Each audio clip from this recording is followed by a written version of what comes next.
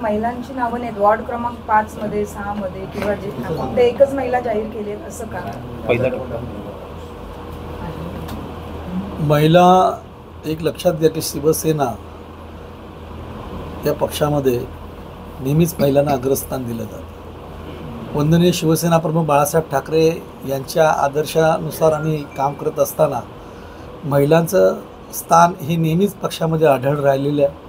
इथे असं नाही की एकीला दिलं, दोघींना दिलं, तिघींना दिलं, हा प्रश्न नाही आहे। महिलांना जिथे प्राधान्य देता येईल त्या ठिकाणी महिलांना प्राधान्य महायुतीने दिलेलं आहे। आपण फक्त आमच्या पक्षाचे उमेदवार बघतात, पण इतरही म्हणजे आमच्या युतीमध्ये जे इतर पक्ष आहेत त्यांच्याकडूनही ही 6 उमेदवारांची घोषणा झालेली आहे आणि उर्वरित अजून 15 उमेदवार किंवा 16 उमेदवार जे आहेत त्यांची घोषणा व्हायची आहे। त्यामुळे ही जरी यादी आहे ही फक्त आता 9 जणांची यादी आपल्यासमोर सादर केलेली आहे। उर्वरित यादीमध्ये आपल्याला दिसून येईल की महिलांना किती स्थान दिलं गेलेलं आहे, परंतु आत्ता ह्या 9 मध्ये सुद्धा महिलांना स्थान दिलं गेलेलं आहे। त्यामुळे महिलांना कुठे डावलणं हा आमच्याकडे प्रश्नच येत नाही आहे। जिथे महिला द्यायच्या तिथे महिला आम्ही दिलेल्या आहे। बाकीची यादी कधी जाहीर करणार आपण?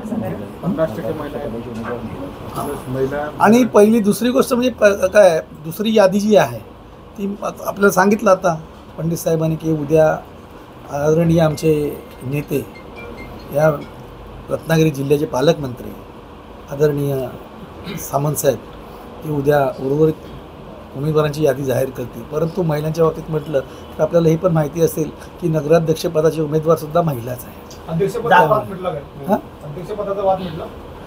अध्यक्षपदाचा वाद हा कधी नव्हताच, अध्यक्षपदाचा वाद हा कधी नव्हताच। परंतु जरी शेवटी बघा घर म्हटलं की थोडेफार कुरबुरी हे असतातच आणि कुरबुरीशिवाय कोणतंही घर चालत नाही। त्यामुळे युती म्हटली की हे थोडंफार असतंच की बाबा थोडं मला द्या, थोडं तुम्हाला द्या। पण आम्हाला एक माहिती आहे की आमची महायुती ही अगदी ताकदीने लढणार आहे आणि ताकदीने जिंकणार सुद्धा। पण घरातल्या लोकांनी दुसरं घर बांधलं तर असं होऊ शकत नाही। बघा लक्षात घ्या, आता अफवा काही उठू शकतात, घर दुसरं बांधलं, काय बांधलं, ते घरं कशी बांधतायत किंवा कशी बांधली जातील त्याचे आम्ही संपूर्णपणे त्याचा अभ्यास केलेला आहे। त्यानुसार आम्ही त्याप्रमाणे आमची उर्वरित म्हणजे वागणूक असेल त्यांच्यासोबत। जागा वाटपाचा फॉर्म्युला नेमका काय? जागा वाटपाचा फॉर्म्युला हे संपूर्णपणे या जिल्ह्याचे पालकमंत्री आणि या विभागाचे सन्माननीय आमदार उदयजी सामंत यांच्याकडे पक्षाचे मुख्य नेते एकनाथजी शिंदेसाहेब यांनी सर्व अधिकार दिलेले। त्यामुळे जागा वाटपाचं जे काही सूत्र आहे ते सामंतसाहेबच आपल्यासमोर जाहीर करते। अजून भाजपला किती जागा देणार? आज 6 दिलेत ना, अजून किती देण्याच्या हे सर्व सामंतसाहेब ठरवतील आणि मला वाटतं उद्या सामंतसाहेब येणारच आहेत, ते आपल्याशी बोलतील, त्याप्रमाणे ते निश्चितपणे आपल्याला सांगतील। राष्ट्रवादीला आहे की न आहे ते सुद्धा उद्या सामंतसाहेब जाहीर करतील। विद्यमान नगरसेवक असताना त्यांची नावं जाहीर व्हायला इतका वेळ का लागतो? म्हणजे कामावरती संशय आहे की शिवसेनेची प्रथा आहे, त्या प्रथेप्रमाणे ज्या वेळेला जाहीर व्हायला पाहिजे त्या वेळेप्रमाणे आम्ही जाहीर करतो आहोत।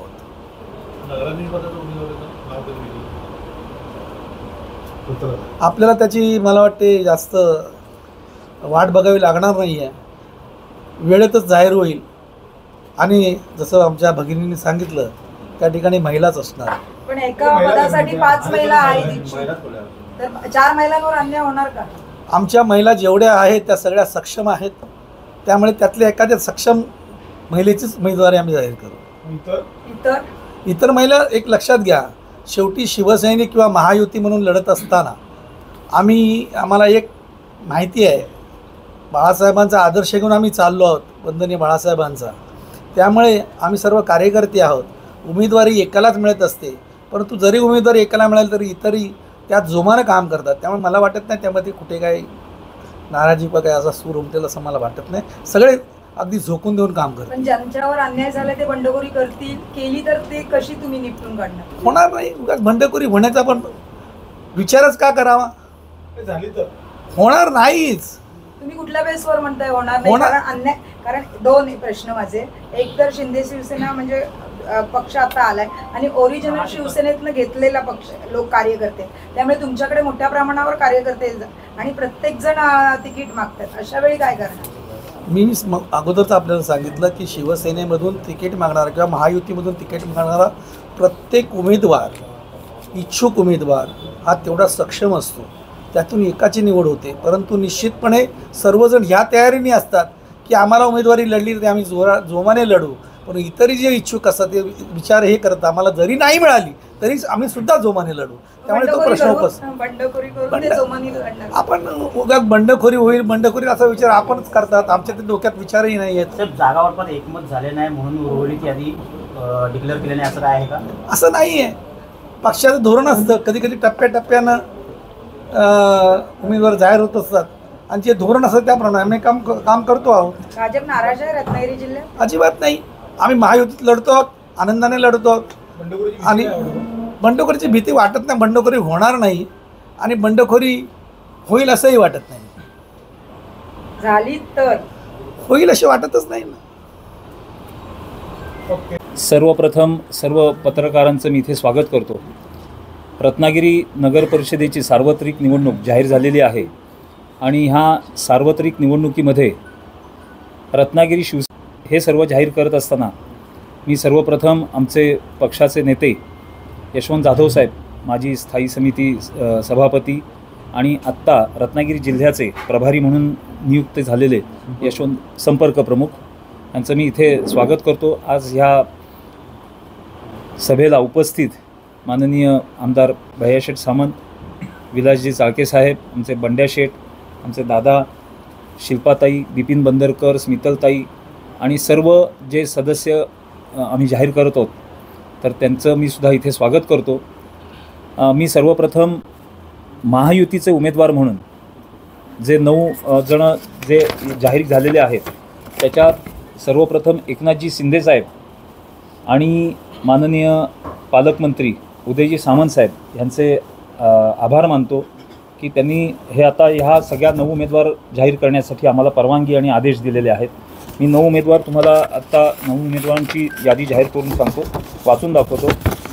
सर्वप्रथम प्रभाग क्रमांक 2मध्ये जागा ब जी आहे सर्वसाधारणसाठी त्याच्यासाठी निमेश विजय नायर.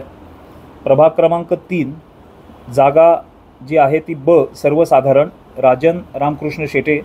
प्रभाग क्रमांक 5 अ नामाप्र सर्वसाधारण सौरभ सुरेश मुलुष्टे. प्रभाग क्रमांक 7 अ नामाप्र गणेश कमलाकर भारती. जागा ब जी आहे ती सर्वसाधारण स्त्रीकरता आहे सौ श्रद्धा संजय हळदणकर. प्रभाग क्रमांक 8मध्ये ब सर्वसाधारण दत्तात्रय विजय साळवी. प्रभाग क्रमांक 9 अ अनुसूचित जाती सर्वसाधारण विजय गोविंद खेडेकर. प्रभाग क्रमांक 13 अ सर्वसाधारण स्त्री आफरीन उबेद होडेकर आणि जागा ब मध्ये सर्वसाधारण सुहेल मोहम्मद साखरकर यांची नावं आम्ही जाहीर करताना आम्हाला खूप आनंद होतो आहे. उद्या सकाळी 10 वाजता महायुतीचे उमेदवार म्हणून आमचे 9 सदस्य तसेच भारतीय जनता पार्टीने जाहीर केलेले 6 सदस्य आम्ही ह्या सर्व उमेदवारांचे अर्ज नगरपालिकेत आम्ही देणार आहोत. त्यासाठी सर्व आमची नेते मंडळी उपस्थित असतीलच, पण स्वतः पालकमंत्री सामंतसाहेबसुद्धा उद्या उपस्थित राहणार आहेत आणि जल्लोषात आम्ही ह्या उमेदवारांचं नामनिर्देशन पत्र जे आहे आम्ही पालिकेत सादर करणार आहोत. आम्हाला ठाम विश्वास आहे की रत्नागिरीत जेवढ्या महायुतीच्या जागा ज्या आहेत त्यांची बोलणी जवळजवळ फायनल झालेली आहेत आणि रत्नागिरी नगरपालिकेत परत एकदा महायुतीचा भगवा फडकेल यात आम्हाला तीळ मात्र शंका नाही.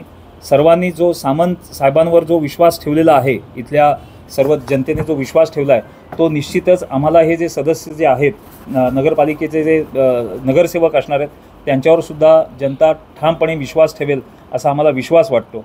परत एकदा सर्व पत्रकारांना धन्यवाद देतो आणि मी जाधव साहेबांना विनंती करतो की त्यांनी 2 शब्द बोलावे.